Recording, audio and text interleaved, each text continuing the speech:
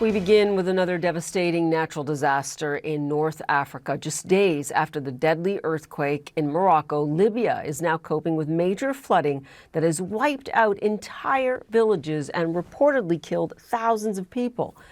Video from the region, you can see it there, shows buildings collapsed, cars submerged, torrents of water rushing through the streets. The Libyan National Army and a health official say more than 2,000 people are dead, 5,000 to 6,000 missing.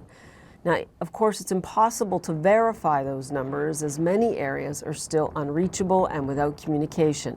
The city of Derna was especially hard hit. Authorities say 2 dams collapsed, 3 bridges were destroyed, and phone lines remain down.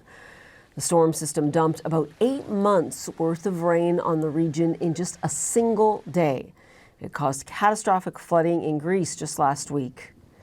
The pictures are just staggering. We go live now to CNN's Eleni Giokos, who's been following developments for us from Dubai. Now, shockingly, the head of Libya's emergency and ambulance service has admitted to CNN that there was no warning for people, no warning to evacuate, to get to higher ground, or to really understand what was coming at them. And you know, those emergency services also said that there was just lack of preparedness, that weather conditions weren't studied. There wasn't an understanding of the sea levels rising and just what the storm could mean. And of course, many are asking about negligence in this situation. People woke up in the middle of the night when the storm hit, seeing their homes flooded, some say up to 3 meters, and then desperately trying to find a way to get out. And of course, with seeing these images of just water everywhere, cars were swept away, people swept away. So many areas are now isolated, making it very difficult for search and rescue teams to try and figure out who they need to save and what is the next process. I mean, some of the search and rescue teams can't even get access and communications up with teams that are currently on the ground. So we're talking about immense catastrophe here, exacerbating the situation. You have 2 dams that were burst in where we're seeing now the epicenter of the big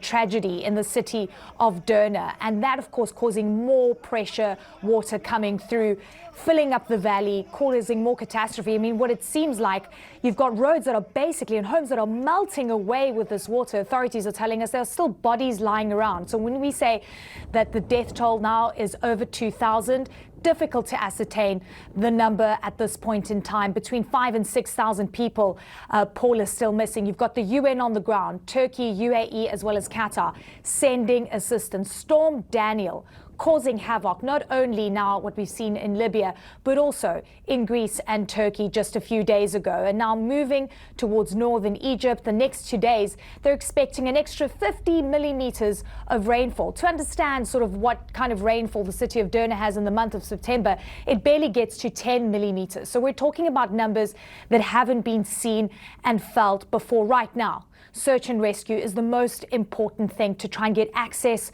to people. Phone lines are down, internet is down, power lines are down, making it a lot more difficult for the people there. I mean, look, the pictures that we're seeing are simply shocking. And again, it seems that the devastation is widespread.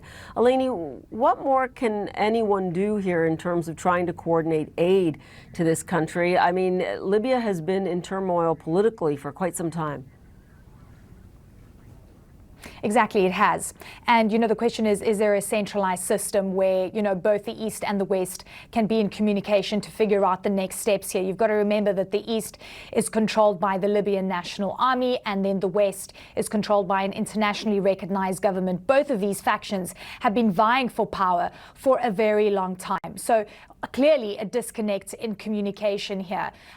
What we do know is the West has declared 3 days of mourning. Clearly this happening in a country that has a lot of political turmoil, but at a time where they need to come together to try and figure out the next steps here. The fact that we've already got international cooperation is a step forward, but a lot more, Paula, is needed because search and rescue is still on.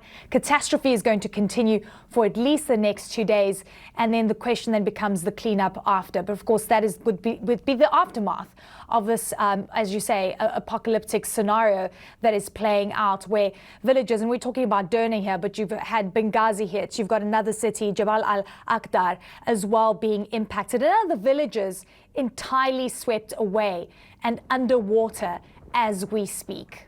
Yeah, this would be like a large storm hitting the United States, large hurricane, and no one getting any warning whatsoever, and it just slamming into shore. Eleni Giokos, I know you'll continue to follow this story for us. Appreciate it.